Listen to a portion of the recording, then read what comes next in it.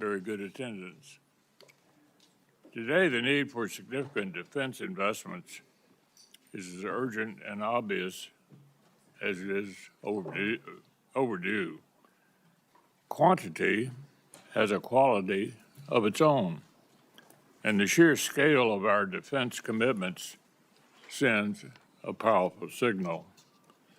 But what goes under the top line also matters. The way this budget request is structured matters. This is not a $1.5 trillion defense appropriation request. It's a request for $1.1 trillion in base appropriations, and regretfully, another $350 billion in reconciliation.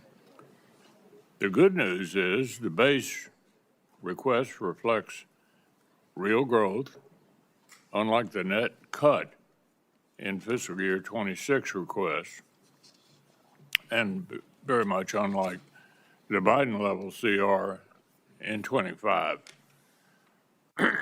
But some of the most pressing items on the fiscal 27 to-do list are regularly downstream of missed opportunities in fiscal 26. For example, like the failure to fully fund $28 billion in multi-year contracts for critical munitions. The subcommittee did what we could to increase munition purchases above the fiscal 26 request levels, but we couldn't do it all without a sufficient top line. This year, the fiscal 27 request sets a higher top line, high enough, one would think, to build the department's highest priorities into the base budget request, instead of shunning them off into a one-time reconciliation request. Which brings me to the bad news. The 27 request fails to make room in the base budget for some of the military's top priorities. The distinction between base and reconciliation really matters. Base funding is what creates budget stability for the services and sends consistent demand signals to industry. And base funding is what gets extended by short-term continuing resolutions when work on a full-year appropriations is unfinished. As I said last year, reconciliation should be a supplement to, not a substitute for,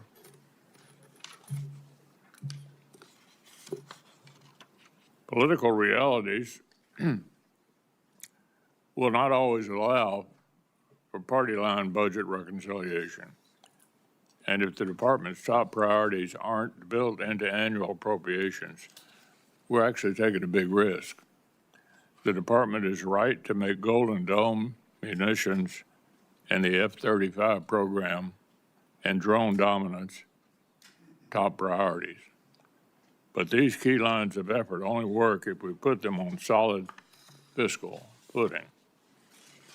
So, why is the department requesting funding for multi-year munitions contracts, which by definition require steady year-on-year funding via a one-time reconciliation? And why risk some of the president's top priorities like Golden Dome by not firmly building them into the department's baseline? National missile defense will require sustained funding over many years, not a one-year expenditure. Other key platforms like the second destroyer and the E-7 battle management aircraft aren't requested in base or reconciliation. So, Mr. Secretary, you've been outspoken about the pace of America's armed forces as the most, quote, powerful, most lethal, and most prepared military on the planet. I'm as committed as you are to sustaining that role, but that's precisely why I'm confused by the administration's failure to prioritize key systems in the year-on-year base budget spending. So I hope you'll explain the department's current approach to allies and partners. The stunning success of Operation Midnight Hammer and Operation Epic Fury illustrates the importance of the access, basing, and overflight granted by our allies in Europe and in the Gulf. I'm as frustrated as anybody about Spain, but they are the exception to the rule when it comes to European allies carrying more of the burden. Likewise, it's impossible to conceive of U.S. power projection in Indo-Pac without the breach that comes from decades-old alliance relationships. So I want to hear the Department's view of the role of longtime allies in support of U.S. interests across the globe, because it's quite clear now that our expectation for European allies is no longer the focus of our own continent message that they received from your subordinates for most of the year. Our adversaries are working together to undermine America in the West, strained relations with our partners who are making generational commitments to collective defense and driving investment into American-made weapons and systems only serves our adversaries' interests and limits our capacity and deterrent power globally. So I want to hear about the future of capacity building with committed allies and partners. From the Baltic states to Taiwan and the Philippines, I expect the European capacity building investments intended specifically for Ukraine reach their destination without further delay. Wars in Ukraine and the Middle East clearly show that we have things to learn from our friends. If we want drone dominance, it makes perfect sense to deepen cooperation with the world's most drone warfare experts. I want to underscore this is not charity. When our partners are capable, deterrence is stronger, and the risk to our own service members is lower. This is true in the Middle East today as it was in Europe and the Indo-Pacific. And I think it's noteworthy that our allies in the Pacific have an interest in Ukraine, have sent representatives to NATO meetings. They're hoping for and expecting that NATO will play a worldwide role in defending democratic countries against these adversaries that we're all challenged by. Our allies and partners have many of the interests, and if we fail to take full advantage of it, we're only hurting ourselves. I'll end with one observation on the prospect of supplemental appropriations. The deficiencies of our critical munitions stocks and industrial capacity actually existed long before the conflict with Iran and Russia's escalation in Ukraine. If the administration sends Congress a supplemental appropriation request, it'll be an important step toward fixing a long-standing problem and investing in future deterrence. It shouldn't be a referendum on the war in Iran. I supported a national security supplemental in 2004, even though I thought President Biden's approach to Russia and Iran was too weak. I did it not because supporting Ukraine is in our strategic interest, but because these funds helped replenish American stockpiles and restore our own defense industrial base. And in fact, jobs were created in 38 different states in this country, in our country, American jobs, by a significant percentage of what that went for. Today, the need to expand munitions production and replace battlefield losses is actually even more urgent. So with that, I'll ask each of our witnesses, after we hear from Senator Coons, to make an opening statement and hopefully limit your remarks to 5 minutes. Chris? Thank you, Mr. Chairman. Thank you, Secretary Hegseth, General Caine, Chairman Caine, for appearing before us and for your testimony today. Let me just begin by expressing my gratitude to the service and sacrifice of the 2.8 million members of the joint force and the civilians who support them. And in this urgent moment, to focus on a few simple and clear questions. It bears repeating that the regime in Iran is a terrible regime that has the blood of thousands of American soldiers on their hands over decades, and that they pose a sustained and real threat to the United States and the region. And it bears repeating that our allies are increasingly distanced from us as our adversaries are increasingly aligned.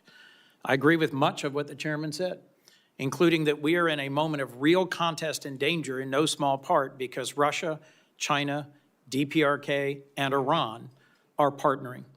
Russia and China are helping resupply Iran and the drones that they're using to contest and close the Strait of Hormuz, to target and kill Americans and degrade our facilities. And so if our adversaries are increasingly aligned, I think a core question is, are we? We have so many questions, Mr. Secretary, about this budget proposal, this $1.5 trillion budget request. And at the core is going to be, what's the cost of the war we're in Iran? How long will it go? What damage has been done to our security and our strategic position? When will we get a supplemental request and of what scale? When will we be requested to authorize this war? And when will the American people get a clear answer about our strategic goals and how we will achieve them? I share the chairman's concern that we have created real distance with our allies, most principally our NATO allies, who have stepped up and contributed tens of billions of dollars more to purchase the munitions for the defense of Ukraine and to dramatically increase their long overdue investments in our joint defense in Europe. But unfortunately, the way that the move towards war was launched 74 days ago, without consent, without consultation, has caused a real rift with our vital European allies.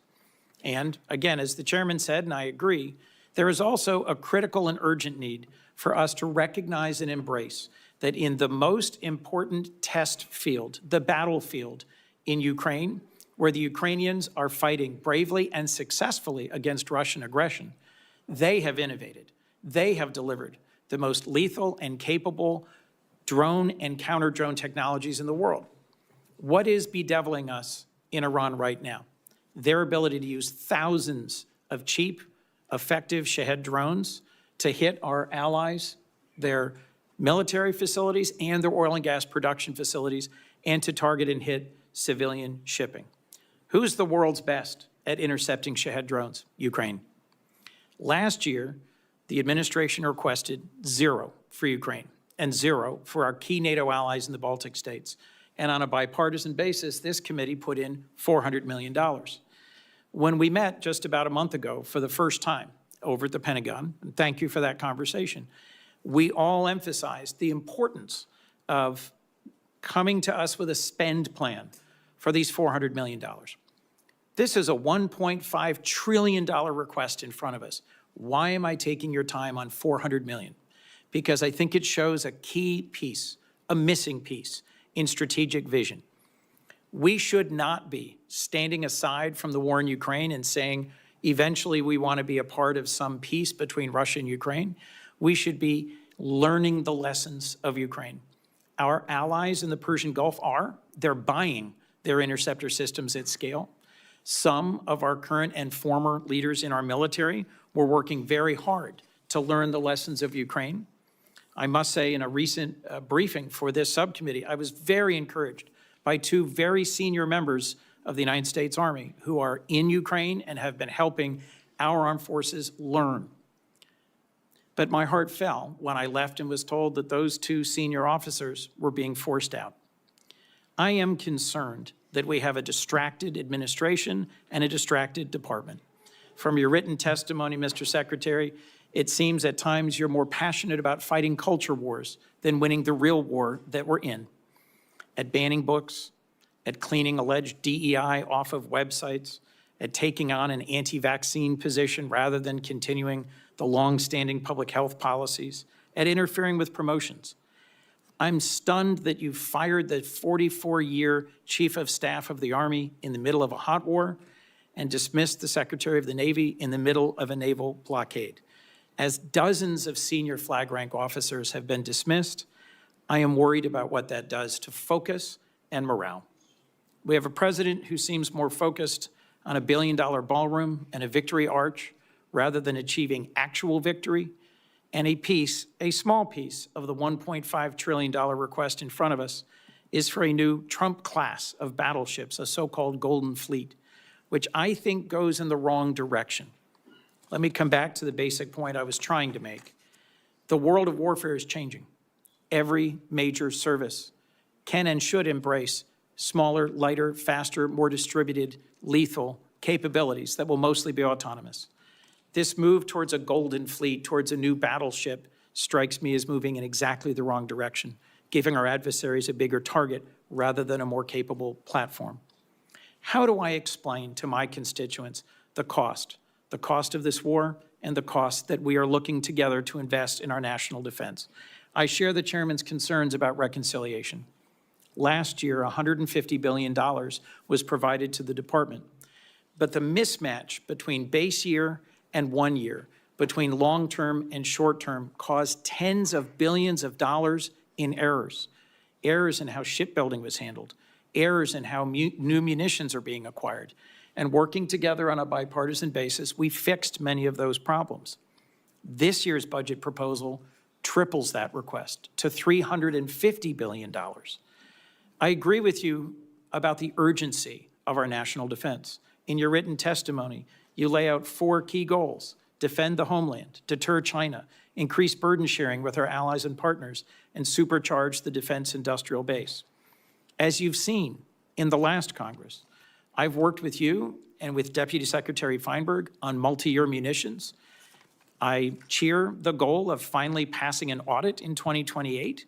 I think we have critical investments to make in our defense industrial base. I think we are absolutely in the fight of our lives as a republic to win AI and quantum, space and surveillance, and the capacity to fight drones and launch drones. But I'm concerned that you, sir, and this department is distracted by issues that are not focused on the core thing we need to achieve. I could not agree more with what you said in your written testimony.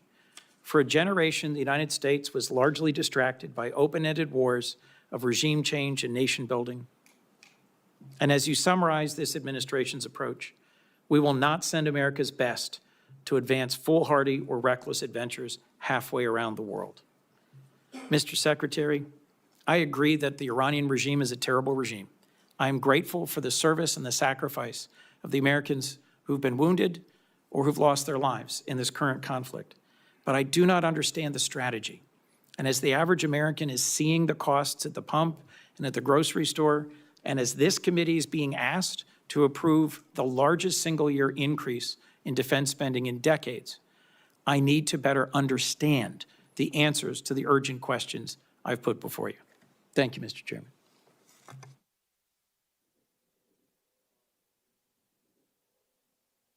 Yes, sir.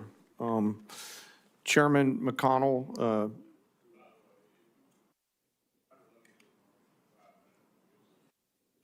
I have plenty of questions. Go ahead. okay, John. sir. I'll try to keep it short. Ranking Member Coons, other members of this committee, thank you for being here. I'm honored to be here alongside the Honorable Pete Hegseth and the Honorable Jay Hurst to talk about this year's President's budget. I'm grateful for the opportunity today to speak with you about the foundation of America's strength, our 2.8 million members of our joint force.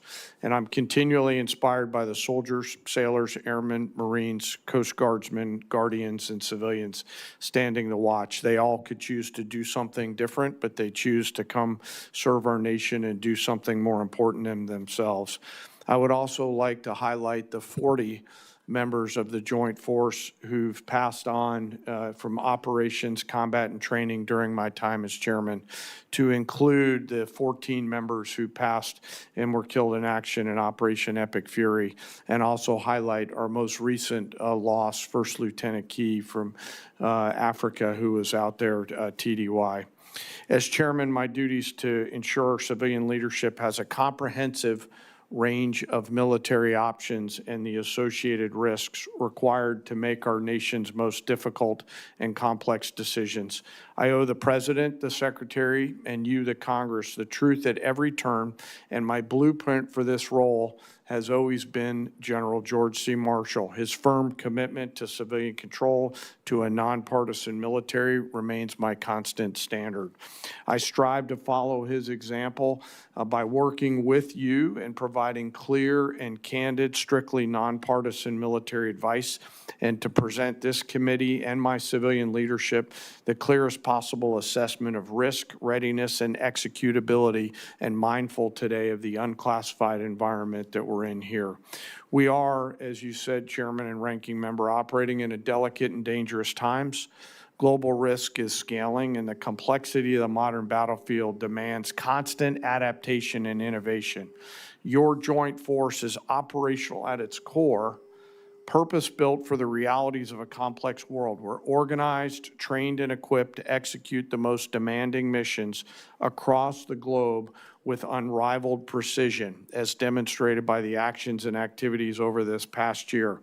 We are the most professional military on earth, and we're able to do these things because of the deep, enduring reservoir of training, professionalism, and commitment.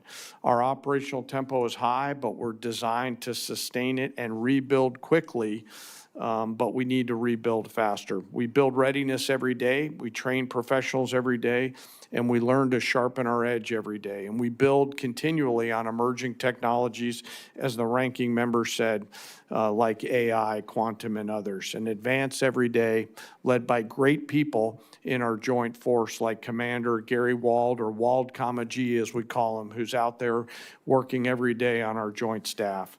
Driving this pace of change requires timely, predictable capital and sustained investment, and I look forward to discussing it today. The President's budget supports the Department's goal of recharging the defense industrial base and the national industrial base, those small mom and pop manufacturing companies that are out there in your districts that help us generate combat capability and combat capacity to ensure that we're globally integrated, properly armed and ready when and if our nation calls on us, while always taking care of our most important treasure, and that's our people. I'm deeply humbled today to be joined by the Senior Enlisted Advisor to the Chairman, Fleet Master Chief Dave Isom, who represents the 1.8 million members of our enlisted joint force. They are the special sauce of America's military. We face dynamic and dangerous times, but I have incredible trust and confidence in the joint force today. I'm deeply grateful for those deployed members of the joint force that are out there right now doing our nation's work.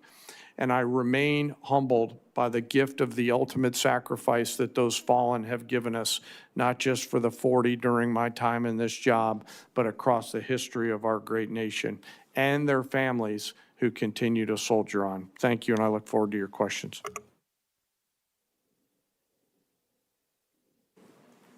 Thank you, Mr. Chairman, Ranking Member, members of the committee. Thank you for the opportunity to testify in support of President Trump's historic $1.5 trillion 2027 budget for the Department of War. The President's budget request reflects the urgency of the moment, addressing both the deferred maintenance of longstanding problems as well as positioning our forces for current and future fights. I'm honored to be joined alongside the Chairman of the Joint Chiefs and Jay Hurst.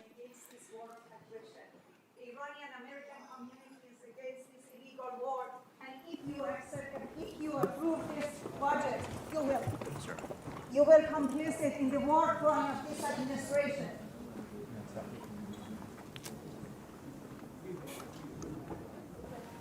If I may interject, I ask that we have order in the hearing room so we can proceed. I ask the witnesses suspend until the room is cleared. It appears it's cleared. Go ahead, Ms. Secretary. Thank you. I'd like to start by thanking this committee and Congress for your partnership in securing the investments needed to maintain the most powerful military in the world. Our nation's ability to build, to innovate, and support the critical needs of warfighters at speed and at scale is the foundation upon which our survival rests.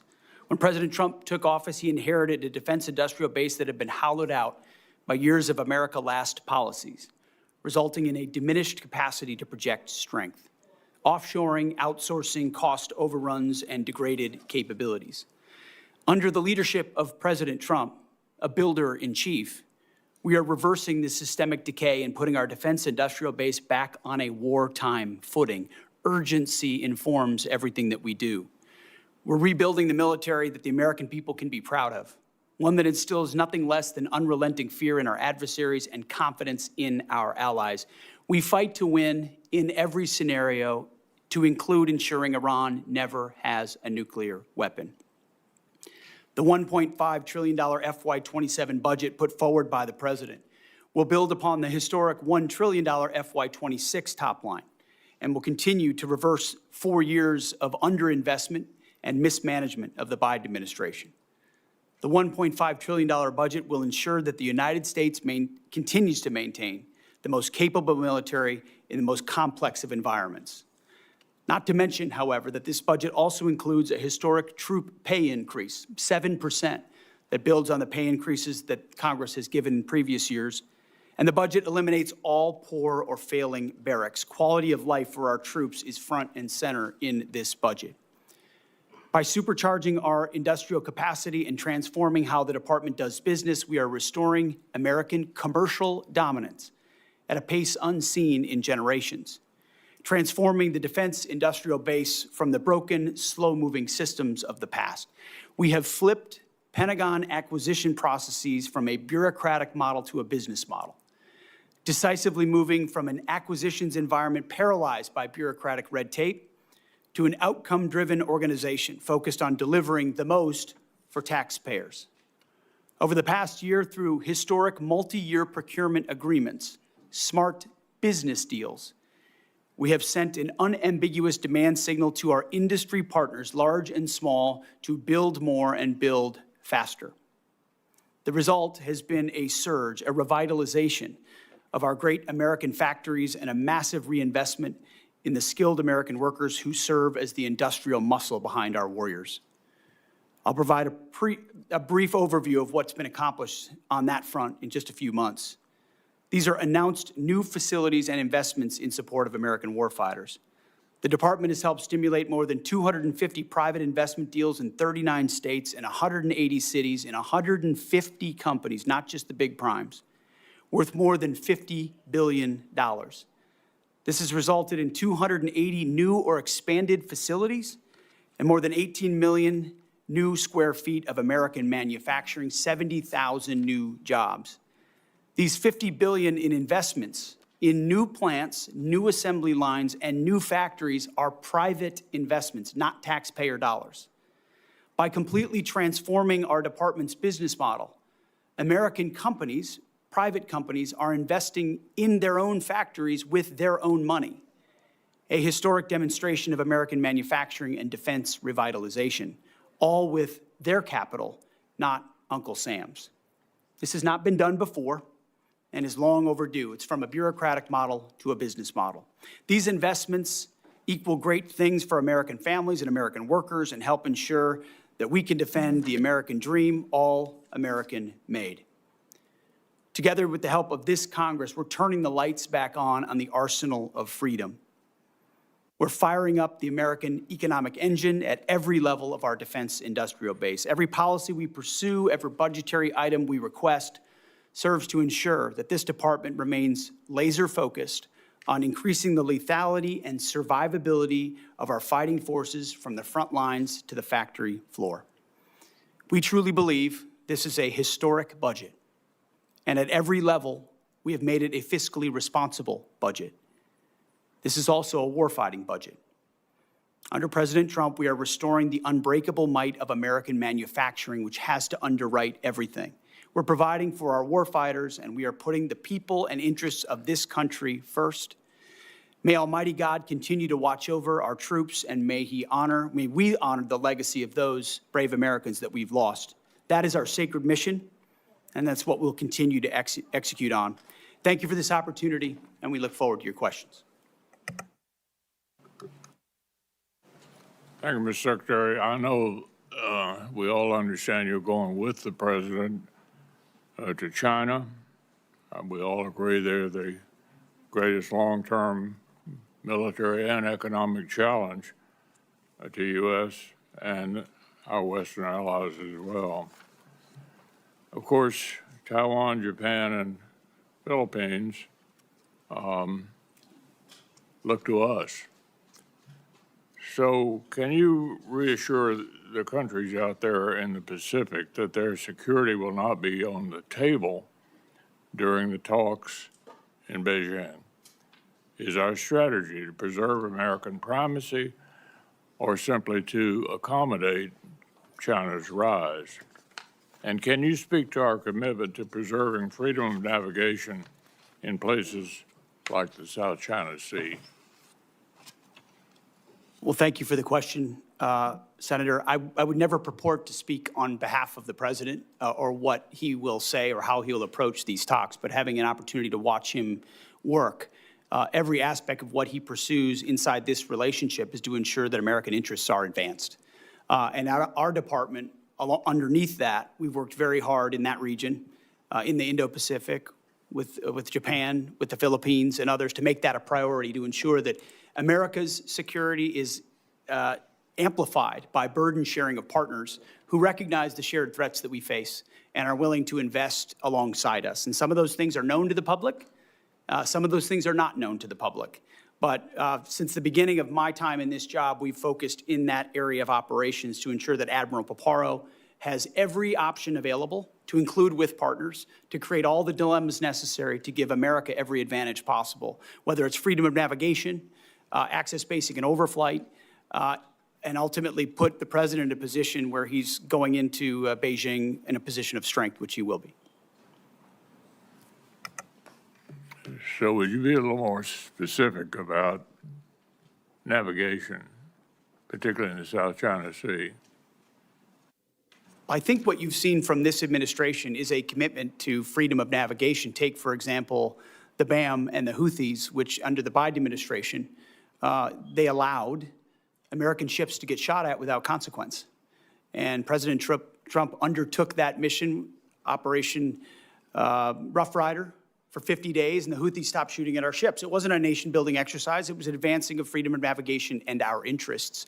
The same would pertain to any waterway in the South China Sea. American ships should sail freely, so should others in the international maritime sphere.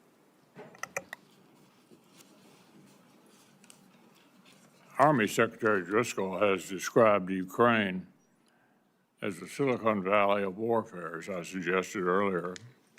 I think we'll all agree on that. And the outcome of the war really matters to American interests. Is there a policy preventing senior department officials from traveling to Ukraine? Do you support or oppose senior officials traveling there?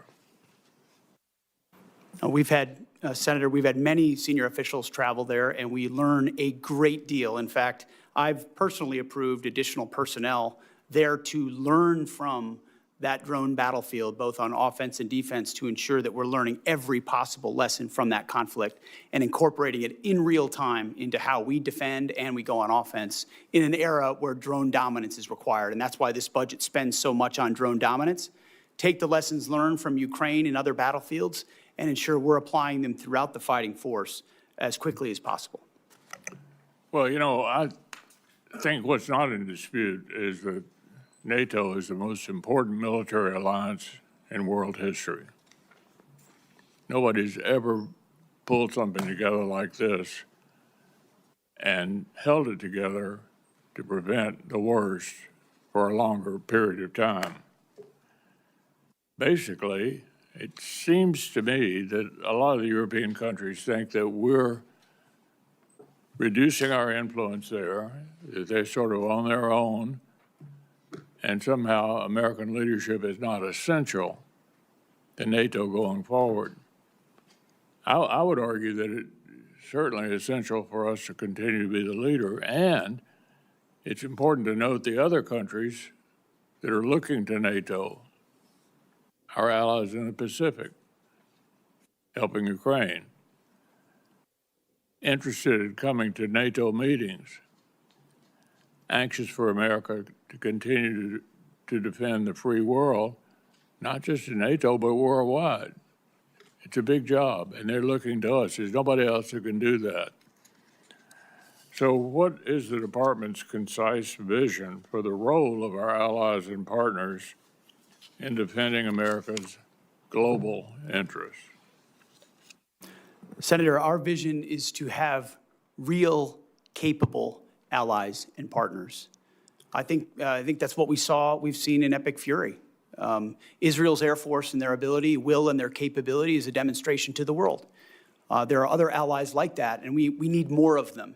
So flags are not the goal. The number of flags involved in an operation are not the goal. The goal is the number of capable formations who can actually fight alongside the American fighting man and woman. So it's not just us all the time. I saw that in Iraq. I saw that in Afghanistan. Our generation has experienced that.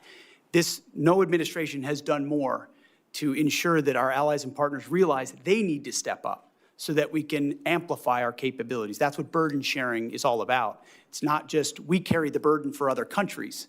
It's other countries are capable of coming alongside us as well. But I also think Putin's invasion of Ukraine helped get their attention that they need to step up as well. And the president's been very clear about that. So they are headed in the right direction. What I'm worried about is which direction we headed in. I think it's very encouraging that European countries have stepped up to ensure that Ukraine can defend itself. I think that's a very good development. Senator Coons. Thank you, Mr. Chairman. So, Mr. Secretary, in January, President Trump signed the fiscal year 26 defense appropriations bill. It provided $400 million specifically to aid Ukraine in their fight against Russia. This is at a time when our European allies and partners have stepped up to take on the overwhelming majority of the cost of any munitions or support for Ukraine. So far, your department has not spent a dime of that $400 million, despite repeated follow-up requests from the chairman and myself. In a call just last week, your staff indicated we will see a spend plan for those funds this week. Will you commit to spending those $400 million for weapons for Ukraine, and when will we receive your department's spend plan? I appreciate that question. The $400 million for European capacity building has been released from the Secretary of War's office, and we'll work with EUCOM to make sure they spend it accordingly and properly, which we have all faith that they will.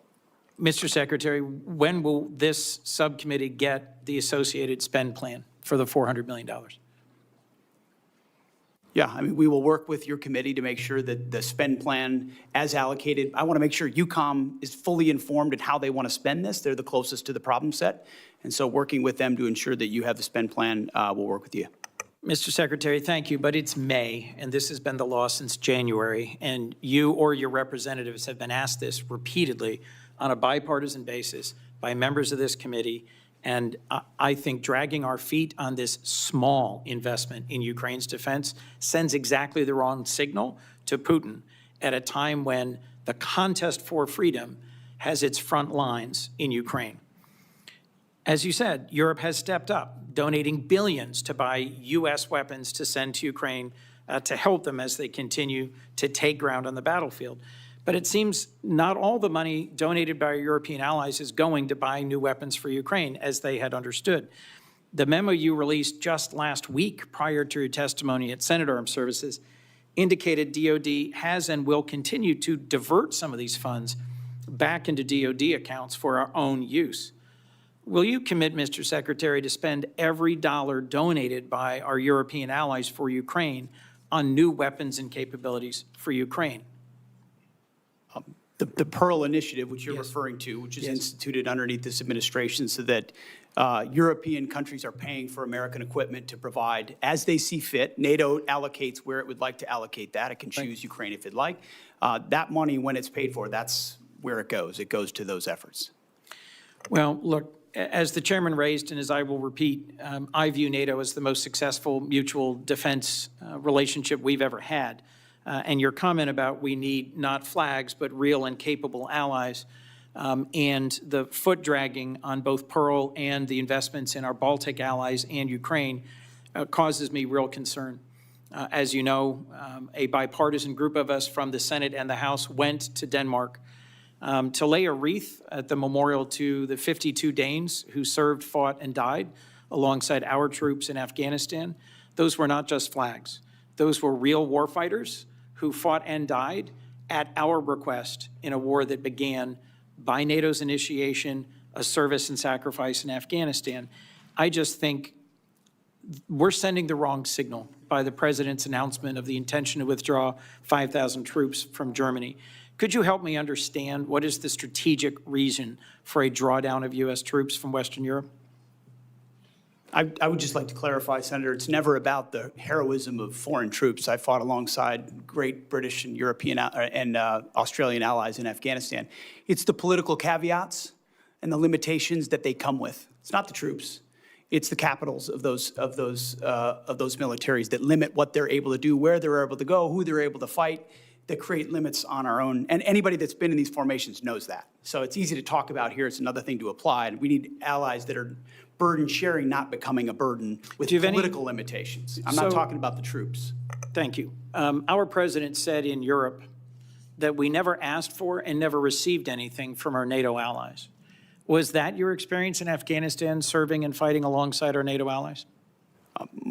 I've written extensively about that, and the vast majority of my experience was frustration with the limits of what those troops were able to do because of the political caveats, rules of engagement, and limits that came from their capitals. But you don't doubt our question that about a third of all the combat casualties in our war in Afghanistan were our NATO partners and allies. I would have to go back and check that number, but I take your word for it. Let me just assert that hundreds and hundreds of service members from, as you put it, Australia and the United Kingdom, as well as many other of our allies, served, fought, and died alongside us. So I'm just going to simply say, in terms of our reliance on our partnerships, I'll agree with the chairman that at a moment when Russia and China, North Korea and Iran are coming closer together and delivering a bedeviling lethality in this ongoing war in Iran, for which we don't have a clear strategy or clear answers, our better strategy would be to partner more closely with Ukraine, dig in deeper with our real values-based allies, our treaty allies in the Western Pacific and in Europe, and together find a path out of this, rather than berating them and bullying them for not coming along in a war they were not consulted about or briefed on before it began. I look forward to a second round. Thank you, Mr. Chairman. Senator Collins. Thank you, Mr. Chairman. General Caine, when the Department of War was planning its operations in Iran, did you anticipate the closure of the Strait of Hormuz and the resulting impact on oil supplies for many countries, including here in the United States, where we've seen gas, diesel, and home heating oil prices go up? I ask this question because there's historic precedent, obviously during the Iraq-Iran war, tankers were fired upon in the Strait. Senator, thanks for the question. As always, we have an incredible staff over at the Pentagon and down at USCENTCOM.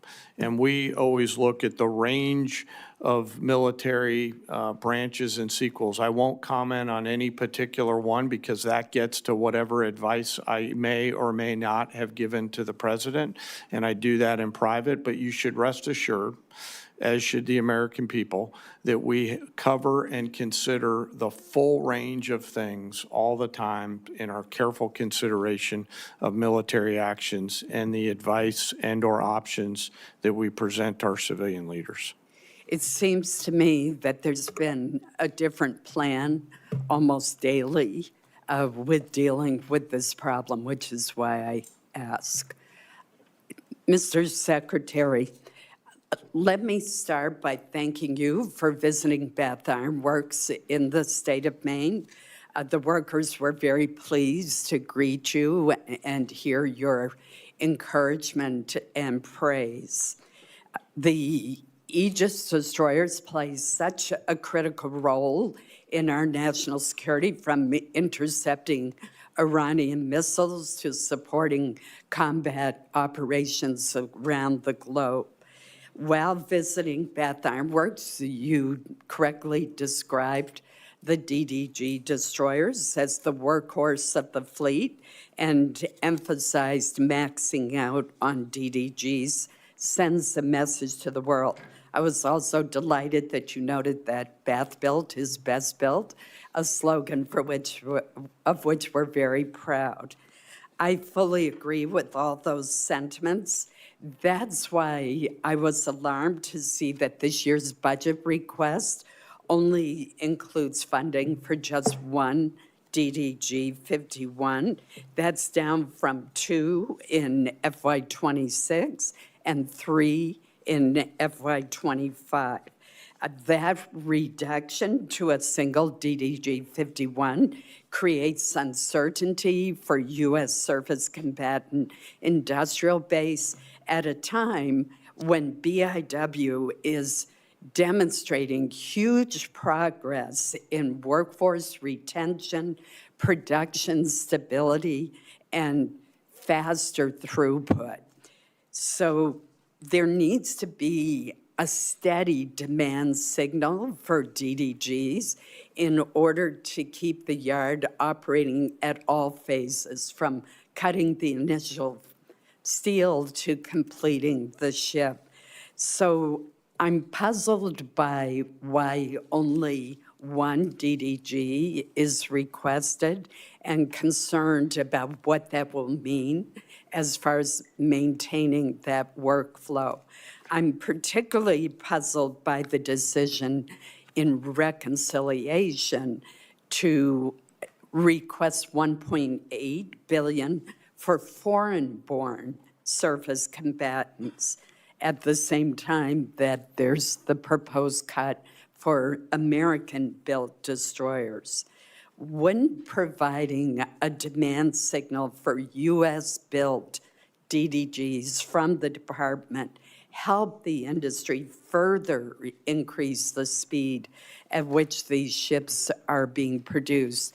And I'm sure when you were at Bath, they probably showed you the chart of the enormous progress that they are making. I appreciate the question, Senator, and it was a great visit, and it's incredible what they do. To both your questions, the answer is shipbuilding capacity. And that's why we invest, $65 billion in shipbuilding in our shipyards, is because the reason for a request of that number is the ability to build them and how quickly. And so as soon as that capacity is increased, which we anticipate this investment will do, then we look forward to ordering DDGs into the future, because they are the backbone of our naval fleet. Thank you, Mr. Chairman. Senator Ervin. Thanks, Mr. Chairman.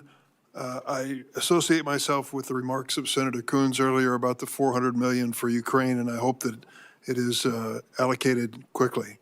I'd like to ask a similar question about the $200 million in that same appropriation bill that was designated for the Baltic Security Initiative. Has that money been released?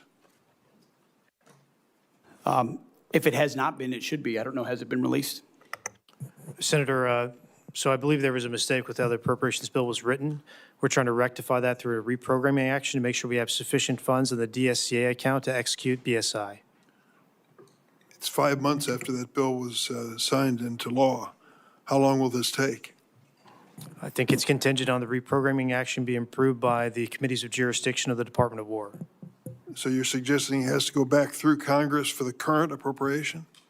I need to move money between DSCA accounts to execute BSI. That's right. Well, I can tell you, I would like to work with you to dispatch that money. It is needed for the Baltics and Poland and needed on a timely basis. Absolutely.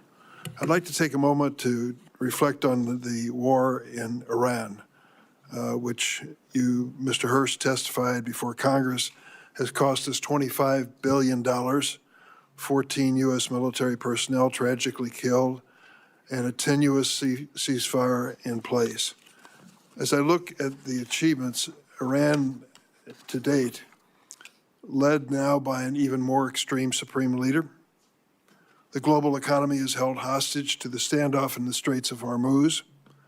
Our munitions stockpiles are dangerously depleted, and Iran is no further from a nuclear weapon than before our invasion.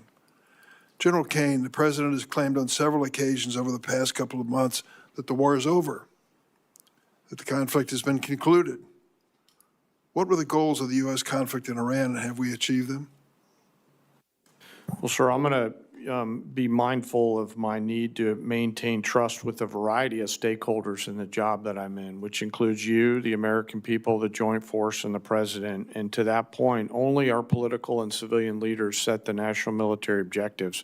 Our military objectives have been clear the whole time around targeting Iran's ballistic missile systems, preventing them from threatening U.S. forces in the region, destroying the Iranian Navy, degrading its capacity and capability, and ensuring that they can't rebuild by focusing on their defense industrial base. I'll defer to the Secretary and the President on other strategic objectives, but that's what we've been focused on, sir. Do you feel that the situation in the Straits of Hormuz indicate a victory on our side? Sir, only political leaders decide victory or defeat, and that I'll leave it to them to opine on that. They are the ones who invoke or stop the use of military force. Well, then let me put it in strictly military terms. Can you explain to the American people who are facing these gasoline and diesel oil prices what is going on in the Straits of Hormuz, where Iran, which was attacked by us, seemingly as the Straits of Hormuz at a standstill, with 1,500 tankers waiting for either permission or peaceful circumstances to navigate? So I think militarily, it's a case where Iran is choosing to hold the world's economy hostage through their use of military power across their southern flank. And so I would encourage Iran to reconsider that. And I would encourage those allies and partners who have an opportunity to come assist with that tactical problem to do so. Could you explain to the American people why, with the vast investment we've made in national defense and military, how Iran, after they've been attacked by us, is still capable of stopping the traffic in the Straits of Hormuz? Well, sir, it's a complex situation out there with a lot of different small boats that are out there and other capabilities. Some of this is on the commercial traffickers. Some of this is on, again, back to the main problem, and that's Iran holding the global economy hostage through the Straits. I would encourage them to think wisely about their next moves and to take the opportunity to open the Straits. They have that choice to make. They certainly do. I guess the question in my mind is, as we talk about trillion-dollar-plus budgets for our military, it appears that a very small budget is holding us hostage in the Straits of Hormuz. Yield, Mr. Chairman.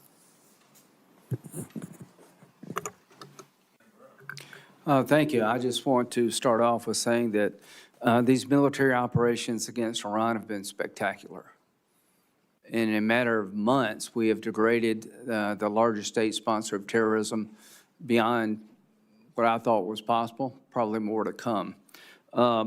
Ms. Secretary, 900 pounds of 60% enriched uranium, do we all agree that's what Iran has buried somewhere?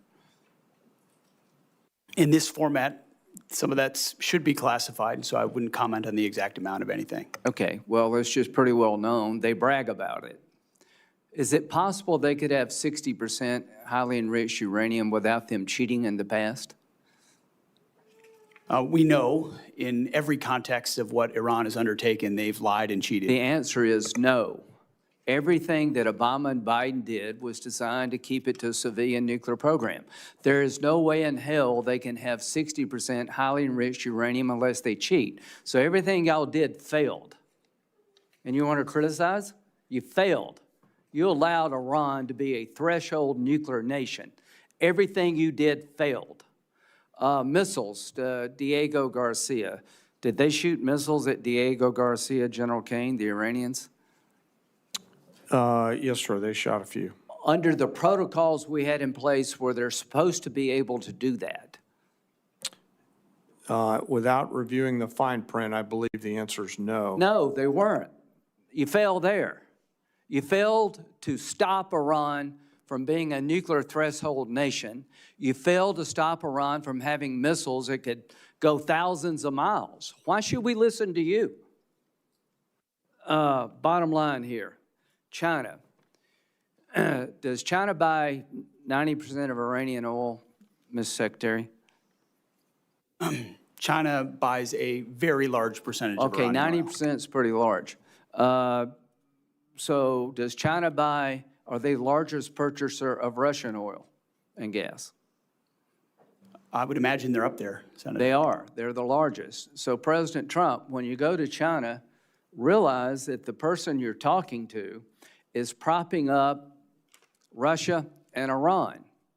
I appreciate what you've done in Iran. I appreciate what you're trying to do to end the Russian-Ukraine conflict. Do you agree with me, Mr. Secretary, that of all the countries on the planet, China could have the most influence of ending this war if they chose to?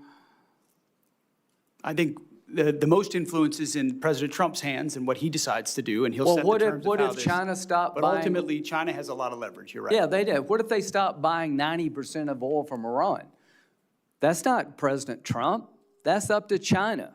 Do you support putting tariffs on China if they continue to buy Russian oil and gas? Tariffs is not my lane, but anything we got can you. do to put pressure on people, I usually Right. support. Well, do you believe that when we put pressure on India by a 25% tariff for buying Russian oil, they kind of backed off? I would say I've had a front row seat to the efficacy of tariff policy, yes. Yeah, I think it works, guys, and we're on the breakout here in a minute of having a bill that would give the president ability to tariff the largest purchasers of Russian oil and gas, and I hope he will use it. So I just want to, Pakistan, are you aware of reports that Pakistan are allowing their bases to be used to park Iranian aircraft, General Caine? Sir, I've seen one report on that. Well, is it accurate? Sir, I think based on the variety of classification matters that Let I've me seen, just say, do you agree if it is accurate, that is sort of inconsistent with it being a peace mediator? Sir, I wouldn't want to comment on that based on the ongoing Thank you. negotiations and Pakistan's role. Secretary Hegseth, if the mediator is allowing reconnaissance aircraft of Iran to be parked in Pakistani air bases, do you think that's consistent with being a fair mediator? Again, I wouldn't want to get in the middle of these negotiations. I want Well, I maximum do. efficacy I for want our to get in the people. middle of these negotiations. I don't trust Pakistan as far as I can throw them. If they actually do have Iranian aircraft parked in Pakistan bases to protect Iranian military assets, that tells me we should be looking maybe for somebody else to mediate. No wonder this damn thing is going nowhere. So, you know, I appreciate all you've done. I'm very supportive of it. But when it comes to Pakistan and China, enough already. Thank you.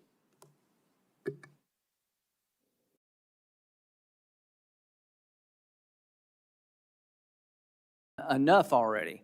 Thank you.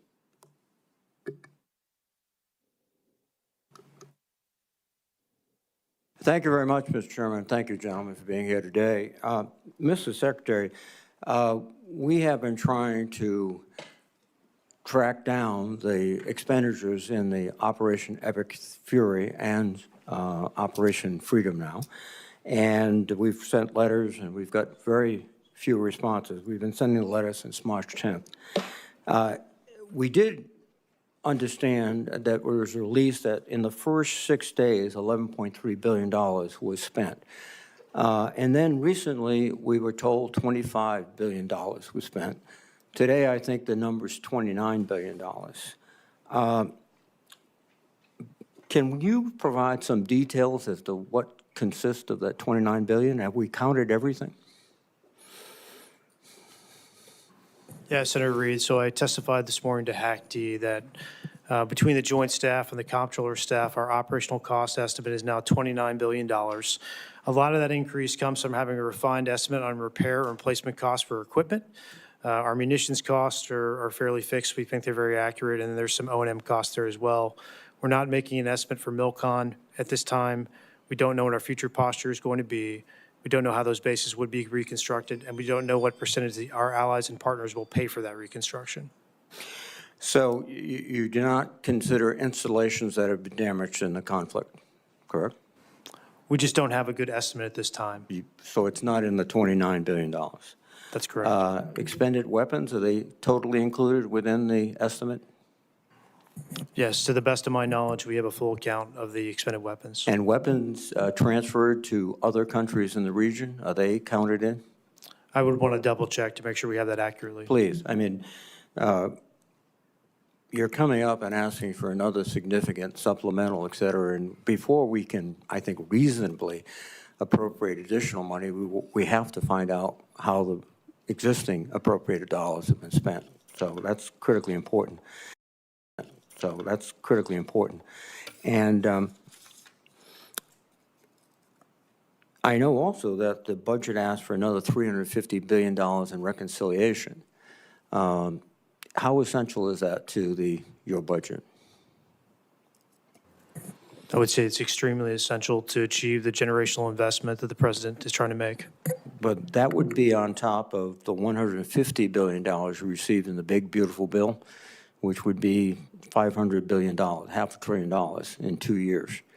And again, we're not getting, I think, the detailed spend plan, the detailed obligation plan for this. And without it, it's very difficult to say, just take the money and run. You know, we have a job to do, too. Any comments, Mr. Secretary? In a perfect world, everything's part of your regular order. This is a dynamic place with a lot of dynamic factors. And so in order to get where we need to with the historic investment for this department, we think this is the best allocation in order to get there, Senator. Well, I think detailed analysis, detailed data that we receive will help us make more sensible judgments. And, you know, we're just sort of vague generalities are not helping this committee make critical judgments. And the trade-offs are significant. Deficit is increasing dramatically. We have to be conscious of that. We also have to be conscious to helping American families just get by. And inflation just hit 3.8% today, which is I think the biggest numbers is 2023 or something. So we're fighting all these forces that are not directly connected to your mission, Mr. Secretary, but they are connected to our mission. General Caine, your observations on... That's the best pathway. I think so. That's the best pathway. I think so, too. And you communicated that to the president as you advised him before the decision was made? Sir, as I've said respectfully before, I won't comment on my private conversations with the president in order to make sure that I maintain trust with him and with you and the American people and the joint force. That's a principled response. Thank you very much. Thank you, sir. Senator Moran. Chairman, thank you. Secretary Hegseth, welcome. I just returned Friday from a visit to China. And one of the things that is seemingly clear to me is that Taiwan remains at the forefront of the Chinese efforts, next steps in what they want to accomplish. And we have commitments, I guess, to defend Taiwan. You can explain that to me as you choose.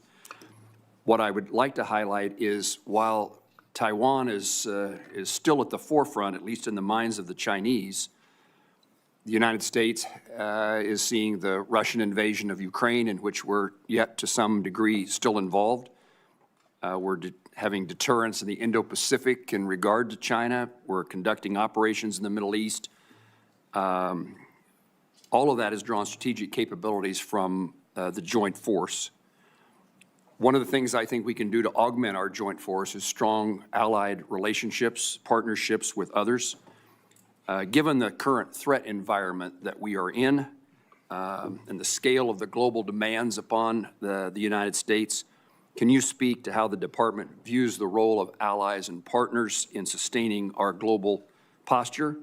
And does the defense budget recognize, reflect the needs to strengthen allied integration and maintain credible, unified deterrence? Senator, I appreciate the question, and I think foundational to it is a recognition that countries closest to the problem set should be most invested in ensuring that they can deter that adversary, which is why we want European capabilities to increase to deter Russian aggression. When you look at the Indo-Pacific, it's been a focus of our department since the day I showed up, whether it's ASEAN or Shangri-La or traveling to the region, going to South Korea, going to Japan, going to the Philippines, having them to our building to build out those relationships in a very real operational way. It's not about what we can sign. It's about what contingencies and dilemmas can we create for adversaries who may seek to expand their sphere of influence, whether it's militarily or economically or through pressure. And so I think while we've been involved in a lot of efforts around the world, through the president's leadership, we've reestablished deterrence. The world knows that America's word means something, from Maduro to the Houthis, to Midnight Hammer, to Epic Fury. When the president says you can't have a nuclear weapon, he means it. When the president says you're an indicted individual, he means it.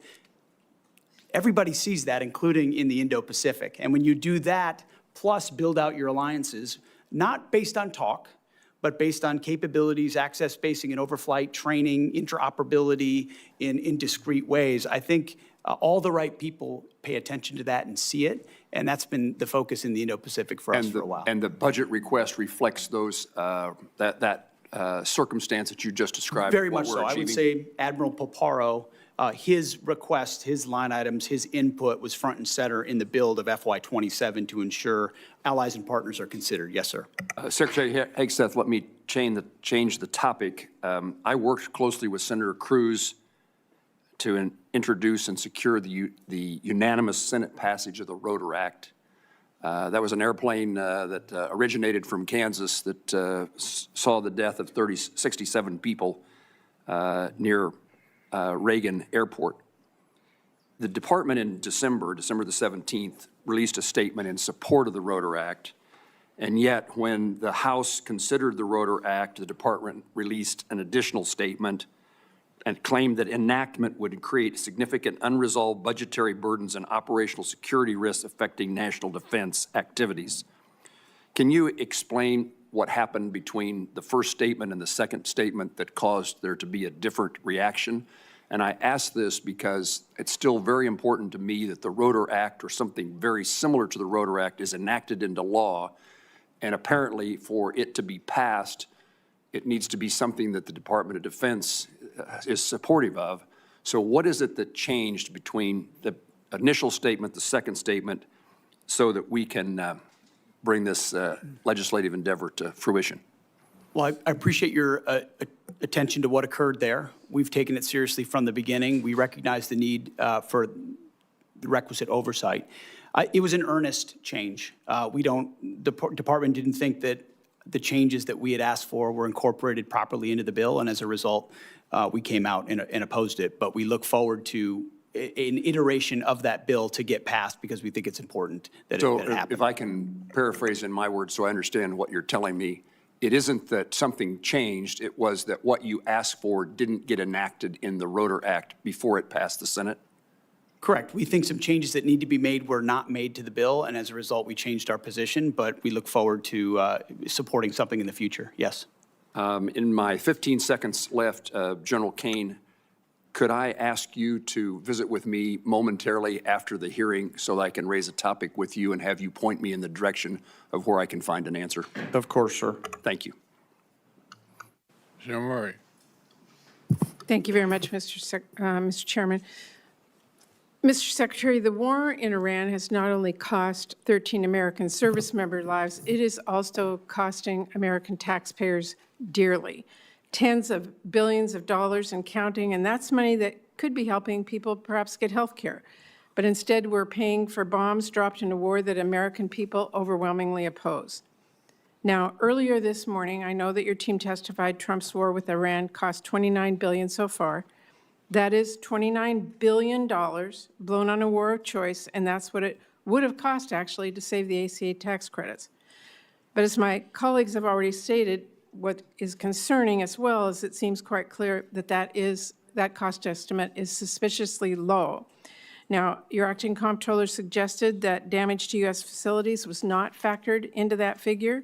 It is clear that there has been extensive damage to American military assets. New reporting from the Washington Post and others indicates that Iran has hit at least 228 structures or pieces of equipment at U.S. military sites. Can you tell us what the cost of damage done to U.S. facilities is because of this war? Well, I think Jay covered pretty clearly what we can or cannot share, but I would simply respond that, and I think it's an important point, considering what the president is undertaking, is what is the cost of Iran obtaining a nuclear weapon? And the fact that this president's been willing to make a historic and courageous choice to confront that, it comes with cost, and we recognize that. I understand what your judgment but- is. We have a judgment as well, and I'm asking if you can tell us, and at what point you can tell us what the cost of damage done to U.S. facilities is because of this war. Yeah, ma'am, thanks for the question. So for future posture in the Middle East, we don't know what that's going to look like. We don't know how we're going to design these The bases. damage to date, you do not have any cost estimate on it at all. For the military construction, I don't have a cost estimate to provide you at this time. Well, when will we get that? Again, it depends on what the future posture is, how we decide to To construct those date, bases. to date. You know what has happened to date. We can't get that number, and that is a real concern to us. Our job is to appropriate dollars, and we're just told it's coming, and we don't get it, so it's very hard to do our budgets. And right now, Mr. Secretary, people are paying $4, $5, even $6, $7 for gas, and American taxpayers are now on the hook as well for paying for this disastrous war. You're spending families' hard-earned tax dollars on a war that many strongly oppose, and you're forcing people to pay more at the pump, and yet you're not even providing a real breakdown for the cost of this war so far. We have no real details, you have indicated that, and yet now you want Congress to send you $1.5 trillion more. To me, that is unacceptable, and I hope our Republican colleagues will join us in not only rejecting that absurd request, but in insisting that the American people get the actual answers on how much money, their money, we are spending on this. Now, let me turn and say, Secretary Hegseth, the president has called Medicaid, Medicare, and child care little scams and said, quote, "We're fighting wars, we cannot take care of daycare." I'm just trying to understand that. Is it your position, since you're asking taxpayers for another $500 billion for the war, that American families should be forced to give up child care and health coverage so that you can have $1.5 trillion for this budget? Senator, that's not my department. I certainly support this, and I also support the president's efforts to find and remove fraud wherever possible in a general sense. I'm not talking and we do about that in our fraud. department as well. I'm at every step. not talking about fraud. I actually asked whether an American family should lose their health care or their child care to pay for this budget. That is literally what the president suggested. The president has proposed a historic $1.5 trillion budget that will defend the nation and confront threats like Iran, which previous presidents allowed to happen, as Senator Graham pointed out. Well, Previous we're- administrations said they wanted to Your take care of this opinion, problem, the and question- they did not, and he's The question in front doing of this it. committee, the question in front of the American people is, what are they being asked to give up for this $1.5 trillion? That's where I was talking about. And lastly, Mr. Secretary, your budget request cuts through Trump's ramblings and really, to me, makes the truth clear that you and the president don't value families as much as you value defense contractors. You want to increase the war budget. I meet Let me every finish. family at Dover. Okay, don't tell me Let we me- don't care about families. Mr. We sure do. Mr. And we Secretary- take care of them in every way we possibly can. I'm asking you about taxpayer dollars that everybody has. So when we've been to war before, we have asked people to do victory gardens. We've asked them to pay more. You are not doing that. You are asking for $1.5 trillion, which means something else has to be given up. That is what this committee is looking at. You want to increase the war budget for the next year by $500 billion. That is taxpayer money that could be used to feed families or build new affordable homes or wipe out some diseases completely or increase child investments 20 times over. But you are asking us to blow it all on war, and that's not even counting the money that you have spent bombing Iran or that you may still request in a separate supplemental. And to me, this budget wasn't even strategically crafted. $1.5 trillion is like the president decided that was the number and you all filled in the blanks. So what I'm here today to say is you asked for a massive laundry list of unnecessary spending. It's a huge payday for defense contractors, and you still don't even ask to give DOD civilian workers a pay raise. And to me, this is absurd. I know you do not care what I have to say. So let me quote you someone you might actually listen to, President Eisenhower. He said, "Every gun that is made, every warship launched, every rocket fired signifies in the final sense a theft from those who hunger and are not fed, those who are cold and not clothed. This world in arms is not spending money alone. It is spending the sweat of its laborers, the genius of its scientists, the hopes of its children." That is what this budget proposal is asking. It's going to leave Americans cold and hungry to fund Trump's war and make defense contractors a fortune. So that is why I hope this committee throws that in the trash and comes together with a budget that works for all American families. Thank you, Mr. Secretary. Thank you, Mr. Chairman. Senator Hoeven. First, I want to thank you, gentlemen, and all of our men and women in uniform. Something about it. I don't think enough has been stated about the blockade and the power of the blockade and the dilemma that our blockade creates for them. They can't move anything out of Iranian ports, and over, I think it's 65 ships at this point have been turned around or disabled. The economic pressure that creates on them greatly outstrips the pressure on us. And we don't use the Strait of Hormuz anywhere near as much as the rest of the world does, or certainly they do. And I think it creates a lot of dynamics for future energy dominance for the United States of America, considering the increased capability that our country has, not to mention opportunities in Venezuela. So we have a range of options, as the chairman and I have discussed extensively, mostly privately, but some in public, to ensure that transit were to continue, should the president or others want us to go in that direction. But ultimately, we control the strait. Because nothing's going in that we don't allow to go in. And trust me, when we look at what Iran's thinking about that, they know they can't break it, and it's very concerning for them. Iran only responds to strength and force. And that's specifically why I asked the question, in that their evil regime, can make their people suffer and hang in there. But if we can keep the pressure on with the naval blockade and navigate the Strait of Hormuz, we can keep the stranglehold on this evil regime and force the type of solution that we need and the kind of verification we need to enforce it. And that's, again, why I asked this question, and maybe both you gentlemen could respond to that. I'm not saying that is what the outcome will be, or, ultimately it's up to President Trump. But what I'm saying, is it possible to keep that stranglehold on with the blockade, even though, the tyrants, the IRGC won't give up right away, and secure the Strait of Hormuz while we continue to put that pressure on them for a result that can work for this country and the world and that's enforceable? And I'd like you to give me some more color on that, both you gentlemen. Sir, I'll take a moment here and talk about pressure. And what you're really alluding to is what the entirety of the interagency is working on. With a hat tip toward Secretary Bessent, Secretary Rubio, and the rest of the interagency, the totality of total pressure, which the military element is just one component on, is what the regime in Iran is feeling right now. And I think there's no shortage of ability to hold that pressure.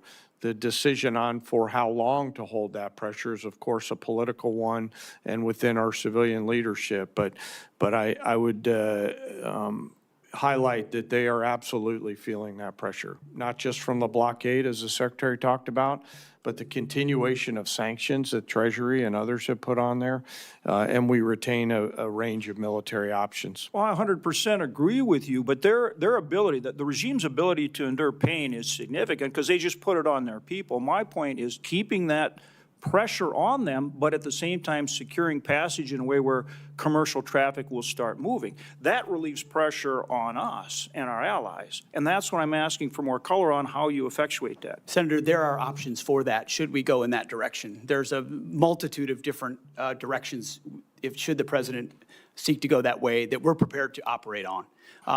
Evidenced by the destroyers that went in and came back out. Exactly. To the great detriment of the limited ability of Iran to defend. I mean, remember, the entirety of Iran's conventional navy is at the bottom of the As with everything you do, you start out at a really high level, and then you just get better. And I'm seeing that with this blockade right now, with the way you disabled those last two tankers. I mean, you're getting better at blockading. And again, that's why I'm looking for continued options to secure traffic in the Strait while we continue to put pressure on Iran. Okay, thank you, gentlemen. Thank you. Thank you, Chairman. Secretary General, thank you for being here. Secretary, I want you to provide some reassurance for my constituents. In 2019, the DIA published that Iran, quote, had swarms of small boats, large inventory of naval mines, and arsenal of anti-ship missiles that can severely disrupt maritime traffic in the Strait of Hormuz. In 2025, after Operation Midnight Hammer, a Brookings expert said, quote, it is wrong to conclude Iran is now a defeated nation and will act accordingly. Iran's demonstrated destructive missile capabilities have penetrated nearly every part of Israel. Iran's arsenal could endanger American forces in the Gulf. And Senator Collins asked General Caine about the extent to which you were briefed and the president was briefed about the very likely outcome of this kinetic engagement. And there are some data points that seem to indicate that we did not see all of this coming or that we didn't account for it. We may have been briefed on it, but we didn't account for it. Parts of the THAAD and Patriot systems in South Korea were moved to the Middle East. This is after the war. After the war, munitions were moved from around the world to defend U.S. sites in the region. There was a rush to evacuate United States personnel, and Iran struck more than 200 structures and equipment at 16 U.S. sites. So, Secretary, can you just reassure us that this was all foreseen and part of the plan, or can you tell us whether there were any surprises here? Well, thank you for the question, Senator. I can reassure you that it was all accounted for. Every aspect of this was poured over by the Joint Staff, by civilian leadership, and represented in pursuit of a very clear goal. And the chairman laid out correctly what the metrics militarily were from the beginning, whether it's ballistic missiles, Iran's Navy. You know, you can't contest a blockade if you don't have a conventional Navy, destroying the defense industrial base. But it was all in service of ensuring Iran never has a nuclear weapon. So as a for example, I mean, that was, so I want you to know, it was all seen through the lens of preventing Iran from having I understand that's the underlying objective, and I do not dispute the military success. I don't think there's any doubt that when the most powerful, most well-funded, most technologically advanced, most disciplined, most trained military in human history sets out to do something, they almost always accomplish it. And so that's not what I'm talking about.